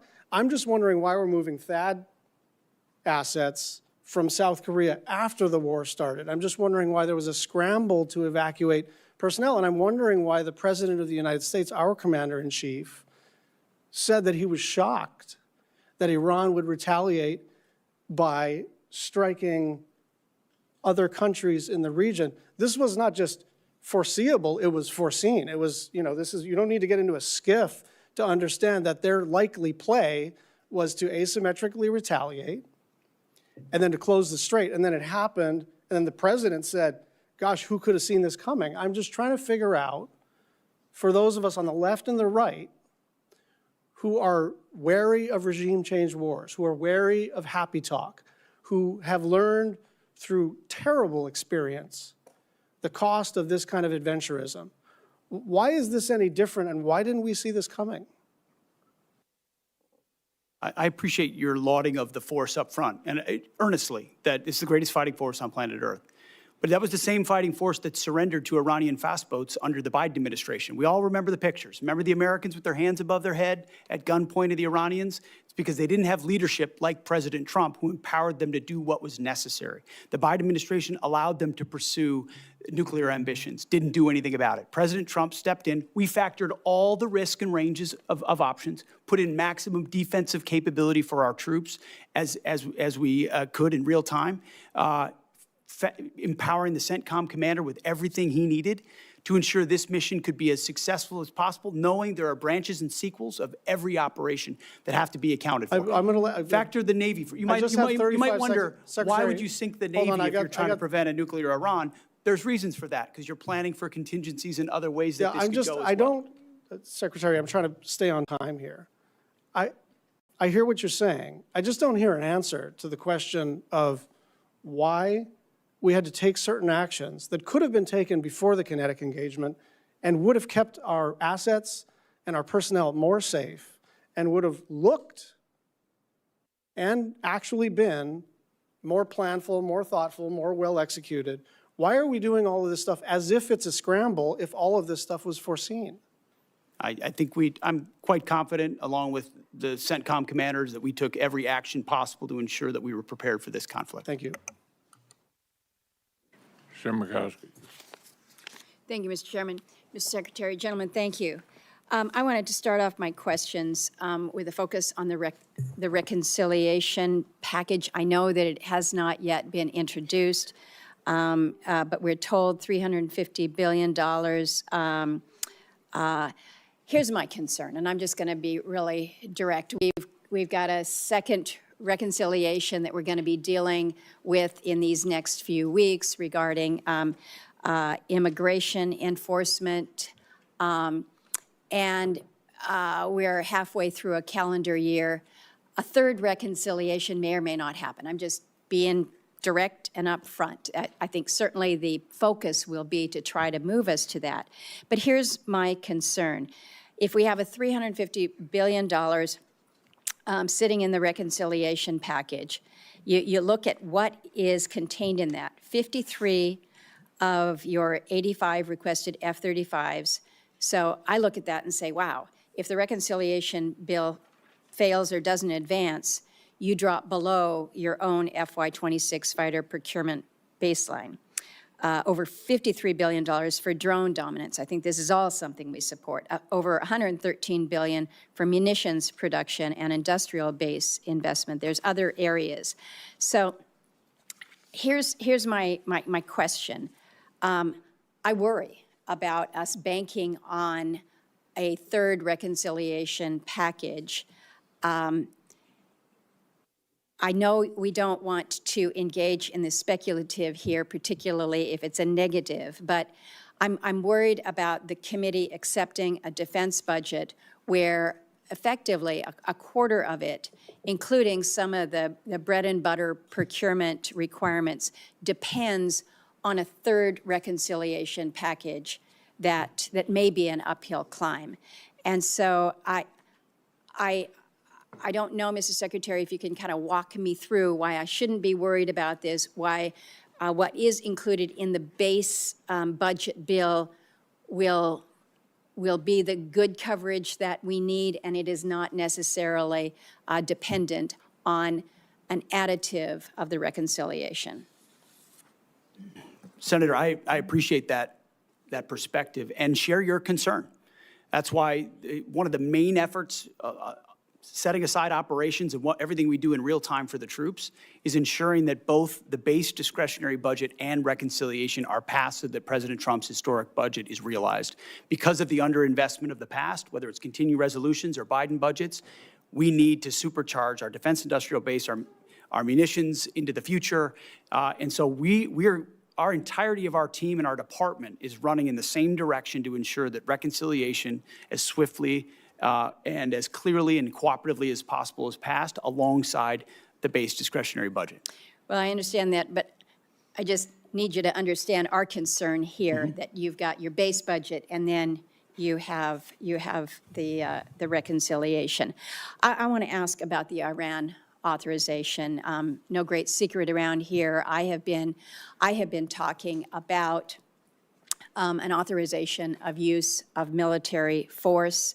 I understand that the administration has made clear that you believe that the actions taken thus far fall under the President's Article 2 authority. I think reasonable people have disagreed about the boundaries of presidential war powers for a long time, but the war powers resolution is pretty clear here. It requires the President to terminate hostilities within 60 days absent congressional authorization. I think it's important that we in Congress actually assert our own role and responsibility to this. That 60-day clock expired April 28th. And then on the 1st, the administration sent letters to congressional leaders asserting that the hostilities has ended. But I think where there is confusion is when the president says hostilities have ended, we still have 15,000 troops that are forward deployed, more than 20 warships in an active naval blockade. CENTCOM has redirected 61 commercial vessels, disabled tankers. In other words, it doesn't appear that hostilities have ended. And so the question to you is whether or not the administration has considered or had intended to seek an authorization of use of military force from the Congress. Senator, our view is that should the president make the decision to recommence, that we would have all the authorities necessary to do so. Do you think that it would be helpful to the president if it was made clear that, in fact, the Congress did provide an AUMF? I think the president, our view is that he has all the authorities he needs under Article 2 to execute. Thank you, Mr. Chairman. Okay, here's where we are. The vote is about over. The Secretary has to get with the President on the China trip. I'm going to ask Senator Murkowski to wrap up. And thank you all for being here. Baldwin, Shaheen, and Kennedy. Baldwin, Shaheen, and Kennedy still have questions. Wrap up after. Hold here.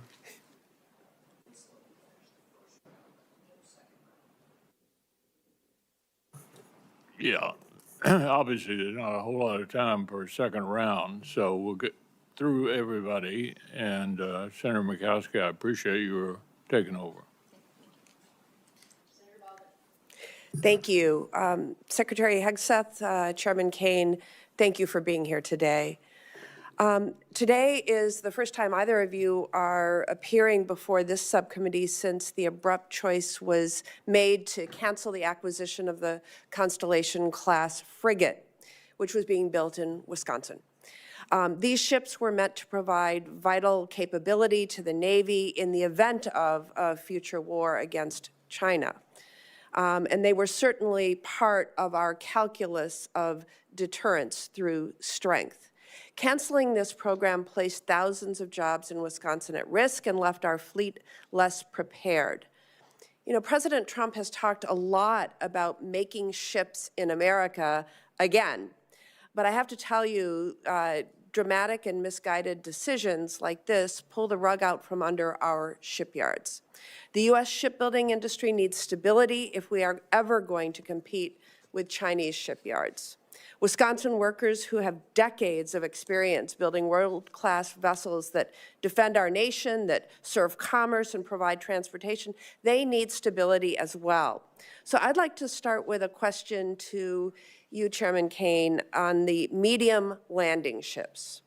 The Navy's new amphibious ships, which will now be built at the same Wisconsin shipyards working on that were working on the Constellation class less than a year ago.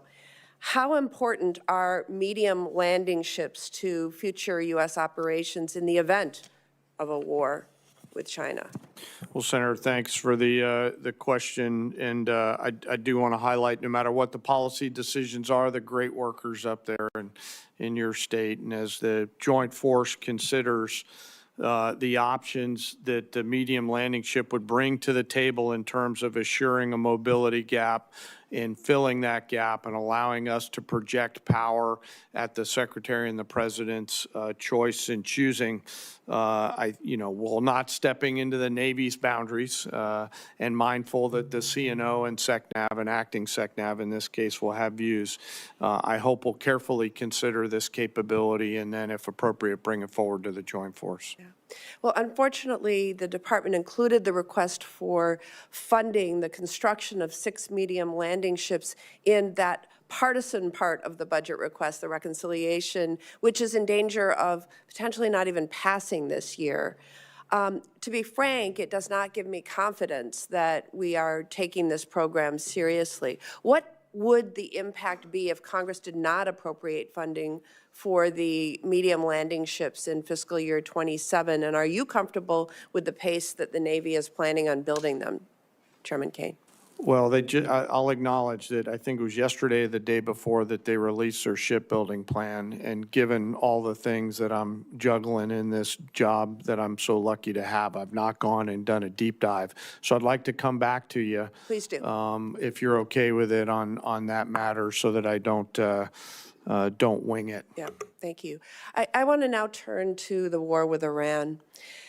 Yesterday, I had a chance to meet with service members who were injured in the opening days of the war. They struggled to receive adequate and timely care for their injuries in the Middle East, and the fighting kept them from being quickly evacuated to Landstuhl after being injured.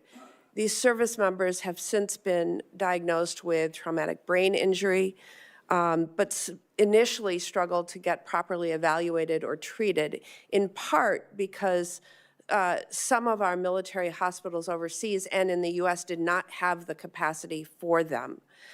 They had to wait for more than 3 weeks to receive the treatment they needed, and it seems clear to me that our military medical system was not prepared to treat those injured in this war. Secretary Hegseth, did DOD review our military health system's readiness to treat those injured in a war with Iran, and did that impact your recommendation to begin Operation Epic Fury? Well, the view of the department was always to, as expeditiously as possible, move anyone injured that needed further care to Europe for that care, with the recognition that, thankfully, 90% of those that have been injured in Epic Fury have returned to duty. So most of those injuries have been minor enough that they return, but we always catalog if there could be future complications to ensure that they get care in the future.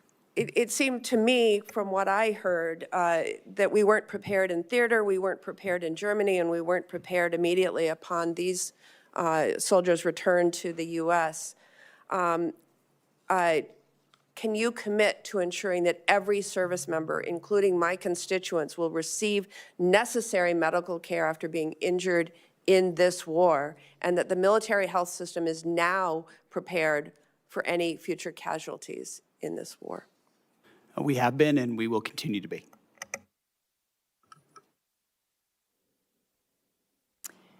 Senator Shaheen. Thank you, Madam Chair. And thank you both for being here, all three of you for being here.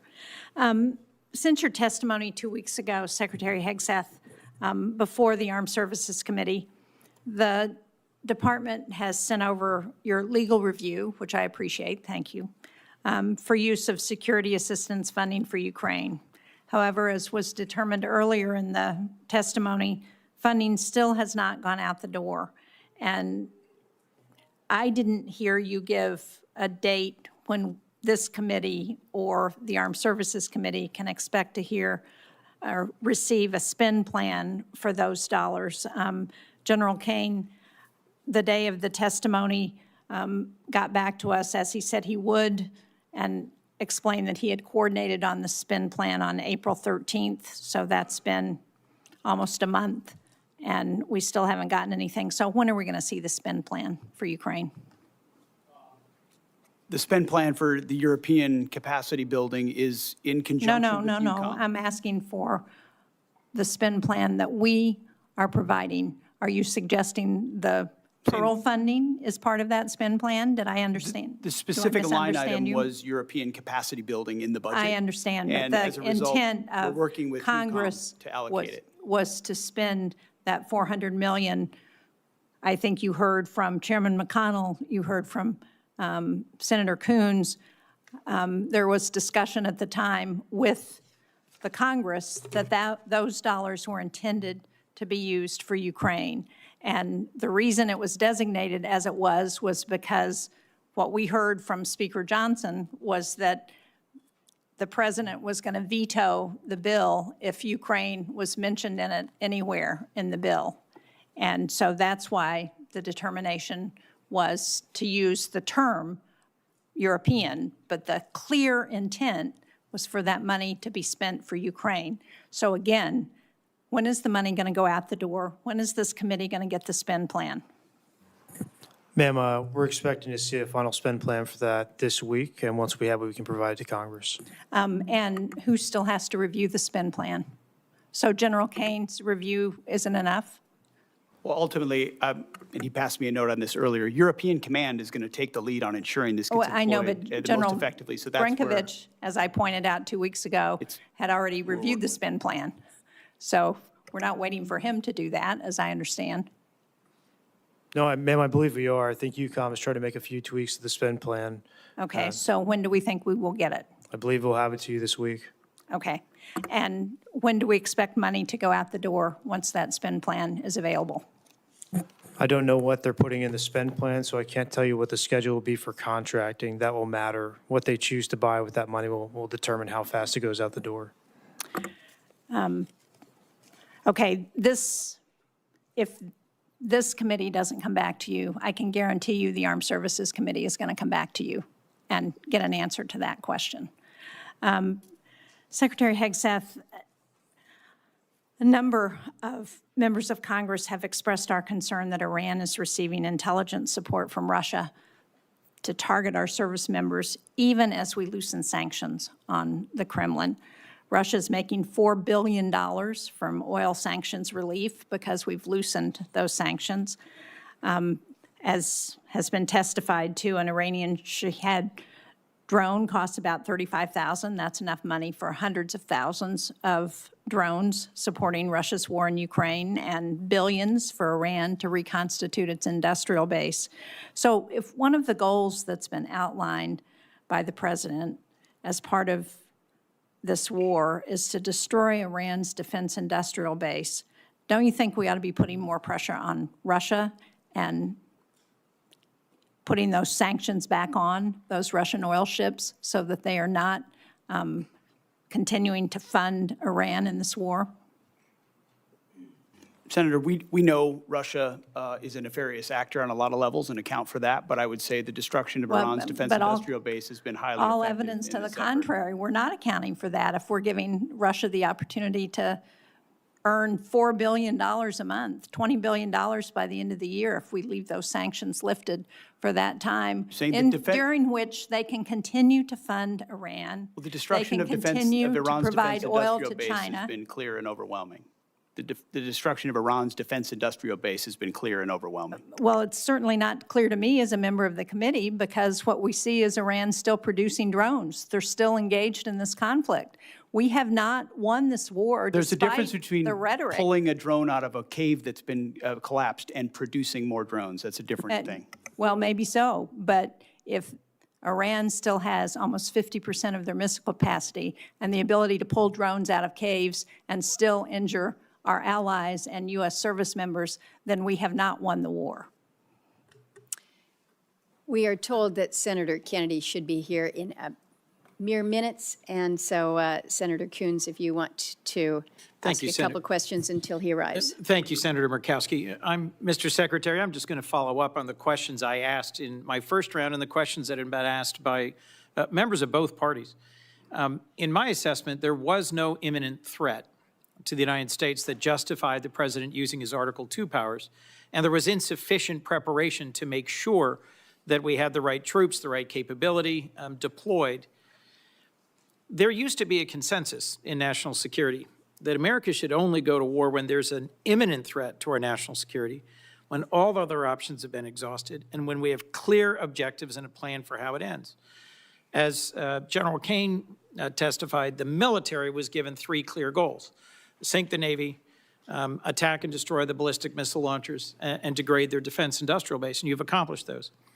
But President Trump celebrated regime change after saying that regime change was the real goal.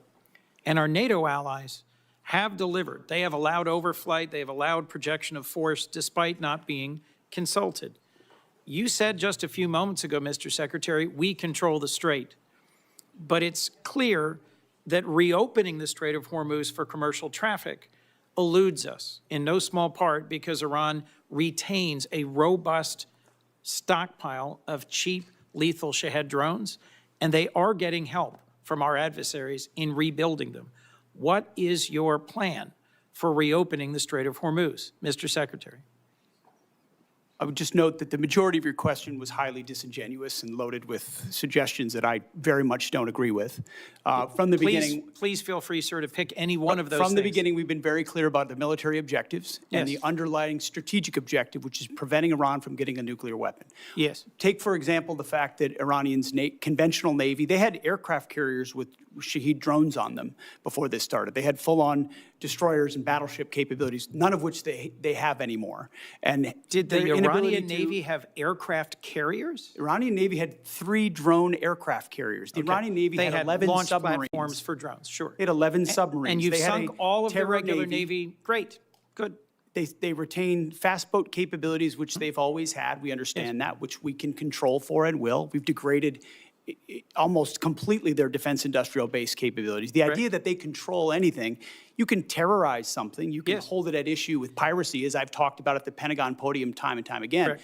That doesn't mean you control it. We control what goes in and out, and we control whether or not we have to restart conflict. The president does as well. Mr. So Secretary. we're the ones that will manage where this goes in the future, and they have very limited ability to set the tempo or respond to it, and that gives the president a lot of options to ensure that Iran never gets a nuclear weapon.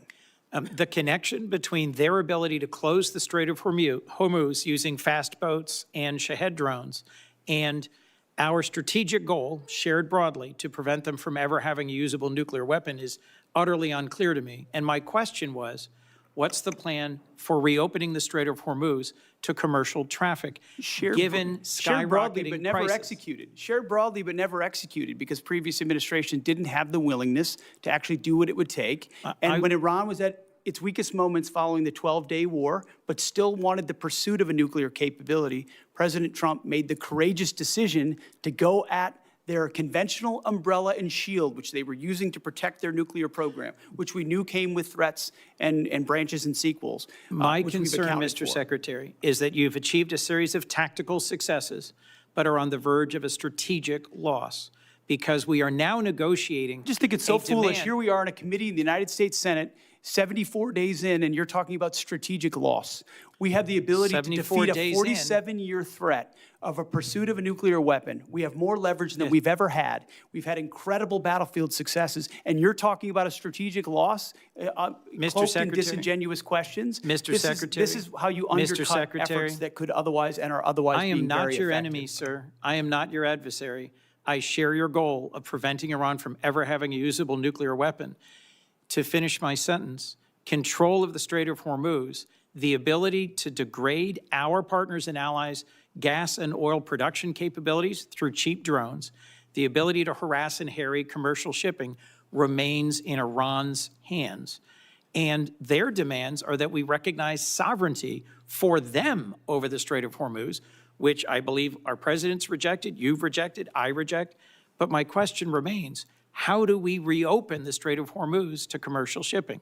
If we control it, how do we reopen it? And your average American is seeing this at the gas pump every single day as the cost of gas continues to rise.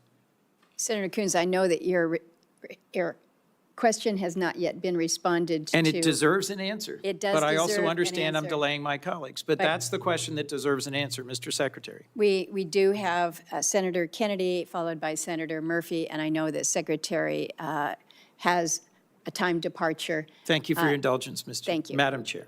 Thank you. Mr. Secretary, welcome. Can we agree that if you took President Xi Jinping and turned him upside down and shook him, that the African country of Mauritius would fall out of his pocket? I don't know if we can, but I'd like to indulge you on that. Well, let me try it another way. Mauritius is good friends with China, is it not? I understand there's some level of a relationship there. Yeah. Yeah, like they're BFFs or whatever the young people call it.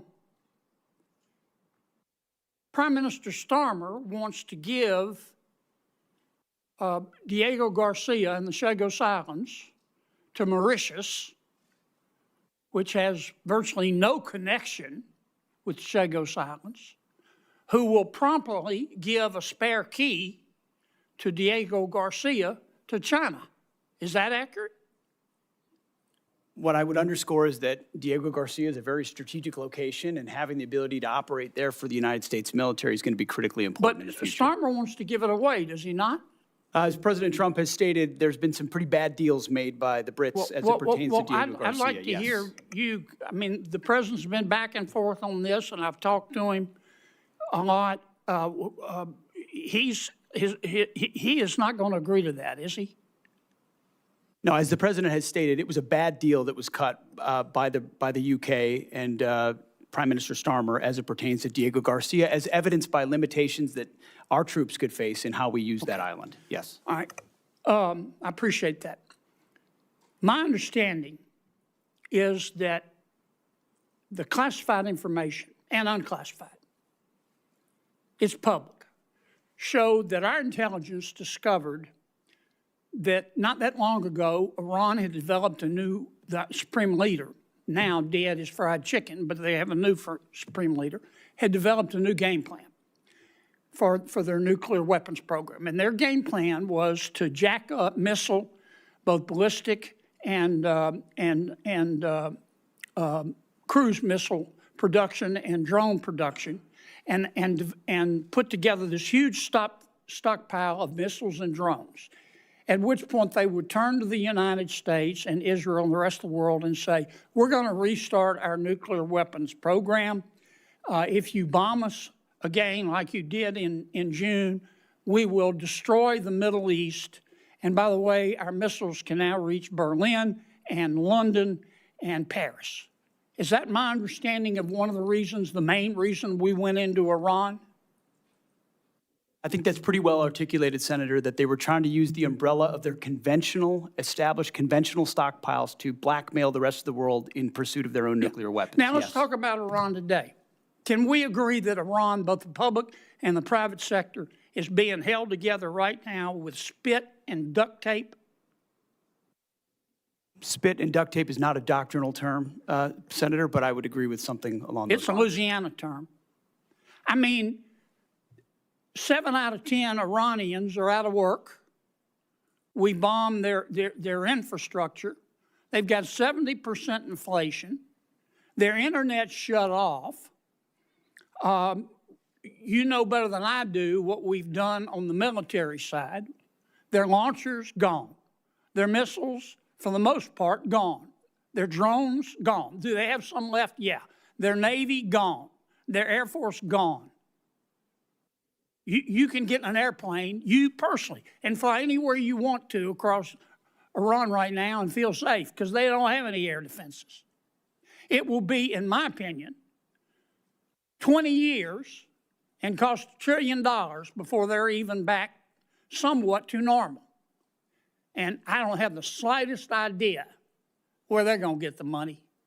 If they think China's going to give it to them or Russia, they've got to learn a hard lesson. To that extent, have we achieved our objective in Iran?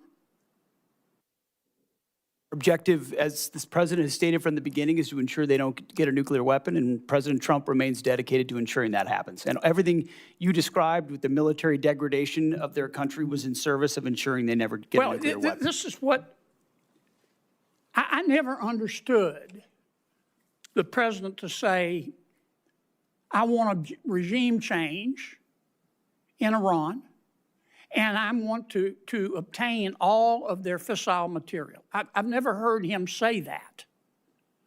What I heard him say was, I don't want to go back through it, but our goal is to cripple them so they can't blackmail the rest of the world. Now, many of my Democratic friends are now trying to say we have lost. Here's a footnote. You're not going to get Democratic support. They're not. They're not going to support you, Mr. Secretary, because they don't support President Trump. I know that's not a newsflash.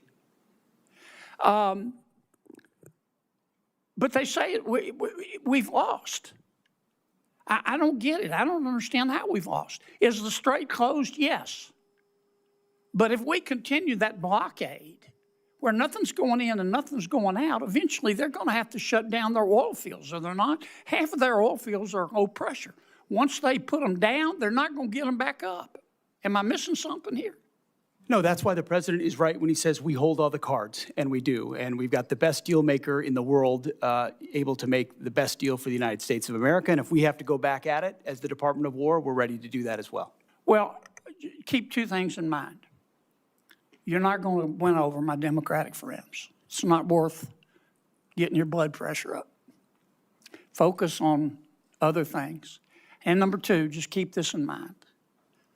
America first does not have to mean America alone. America first does not have to mean America alone. We need all the friends we can get. They need to carry their own weight. They need to pay their bills. But the more the better. I'm sorry I went way over, but I sure do appreciate Senator it. Kennedy. Senator Murphy. Thank you, Madam Chair. Thank you all for being here. Let me give you a chance, Mr. Secretary, to answer Senator Coons' question, which is a really simple one. How are we going to get the strait open? Because nothing matters more to our constituents than doing something about these spiraling gas prices, which are bankrupting families and farmers all across the country. And maybe let me ask it this way. This is the first time you've come before this committee, but in other briefings, people that work for you have told us in plain terms that there is no military mechanism to reopen the strait, that ultimately it will be a political decision made by Iran.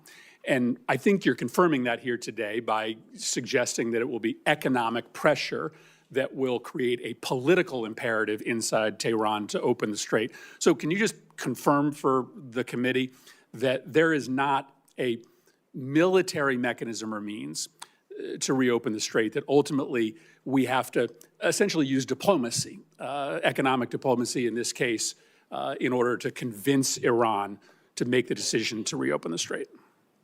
I would say, Senator, there most certainly are military means by which we could open the strait, both on targets on land and also with what we do with our naval capabilities, not to mention our naval blockade. Why haven't demonstrated you by done, if that's true, and that's not what has been testified to us in private briefings, why haven't you done that already? Ultimately, a long-term, a preferred long-term approach would be a deal where they open it up, where they stop being pirates of international waters and allow countries from all nations to flow. You know, these aren't U.S. ships that are being blockaded there. These are ships from all around the world, creating much more pressure for other countries than ours. So the bad guy here is Iran, who's closing the strait through piracy effectively, because they really only have fast boat capabilities. We're blockading them. None of their stuff's getting out. They're feeling all the pressure. Okay, so here's my follow-up question. You don't worry that through a study of history, you might come to the conclusion that you are overestimating their willingness to cave based upon economic pressure. The Russians believed years ago that Ukraine would cave because of the economic pressure they were putting on Ukraine. We thought the North Vietnamese would cave because of the economic pressure we were putting on them. Your own intelligence estimates, as has been reported, suggest that, in fact, the Iranians are in a position to hold out for potentially years. This is a high-risk strategy to hope that this economic pressure will eventually cause them to voluntarily reopen the strait when there's plenty of evidence from military history to show that countries that are being attacked or invaded or occupied are actually willing to put up with a whole lot of economic misery in order to preserve national pride. Well aware. We've looked at we understand all of those historical case studies, and it's not just economic pressure. There's military pressure, diplomatic pressure. We certainly have a lot more military pressure we can bring to bear if the president were to choose to do so. I think there are a lot of different dynamics cards that the president can play, holding all of them to ensure even greater economic pressure or even greater military pressure in Iran. And they know that, and that's why the negotiations are serious and ongoing right now about giving up their nuclear capability, because they understand. And the problem is time is not on our side here. I believe you are being way too optimistic in your assessment of their potential to cave. But if this goes on for another 30 days, there are going to be thousands more farms that will go bankrupt. There are going to be families that are going to be ruined. And so time is not on our side. And I just don't believe that Iran is ready to capitulate yet. And if they capitulate in a year, there's going to be a whole lot of families and businesses that are ruined in the United States.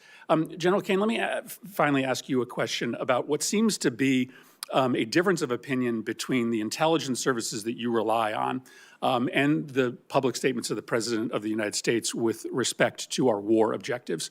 The Secretary and others in the President's cabinet have said very clearly that our war objective is to destroy Iran's missile and drone program. The President said just a week ago that Iran maybe had 18 to 19% of their missile capacity left. But there is public reporting suggesting that our intelligence agencies say that Iran still has 70% of their missile and drone capability, which would be a failure of our objectives if that were to be true. What can you tell us about the number of missiles and drones that they have left, and do you dispute that intelligence estimate? Sir, I'm not going to comment, with deep respect for the question, I'm not going to comment in this forum on what may or may not have been opined on by the IC, which would suggest a leak or a confirmation of any intel. So while I appreciate the question, I hope you'll also appreciate my not answering it. Well, then just give me the President said that 80% of Yeah, I'm not going to comment on BDA on either way, sir. Well, then how do we or the American public assess the success of the mission when you've stated publicly the purpose of the mission is to destroy their missile and drone capability? How do we assess whether we should continue funding this if you can't state Well, I'm to not us going to what the answer assessments are? what you guys in the Congress considers the decision criteria around continued funding or not. What I know is that I've not read the report that you're talking about. All of our battle damage assessment matters are classified, and it would be inappropriate for me to comment in this forum on that. And I appreciate the question, but I'm not going to answer it. Let me just put it to Secretary Hegseth. The President said that 80% of their missile capacity had been destroyed. This public report says it's only 30%. Can you give us an answer as to what the real number is? I mean, I would answer the same way as the chairman. Not talking to this committee about the damage assessment? Not validating leaked information that could be wrong or not wrong. Why would I validate what people may leak or not leak? This is not a classified setting. We don't talk about those things. And you like to talk about them on TV. We don't talk about them here. I would perhaps suggest that, that some of these questions and responses are perhaps best in a classified setting. But I also acknowledge that we are not in a classified setting. We have held the Secretary and the Chairman longer than I think they had anticipated. Senators have 1 week to submit additional questions for the subcommittee's official hearing record. We request for a response from our witnesses within 30 days of receiving these questions. The subcommittee stands in recess, subject to the call of the chair, and I would ask those in the audience to remain in their seats until Secretary and General Caine depart. And safe travels to you to China. Good luck.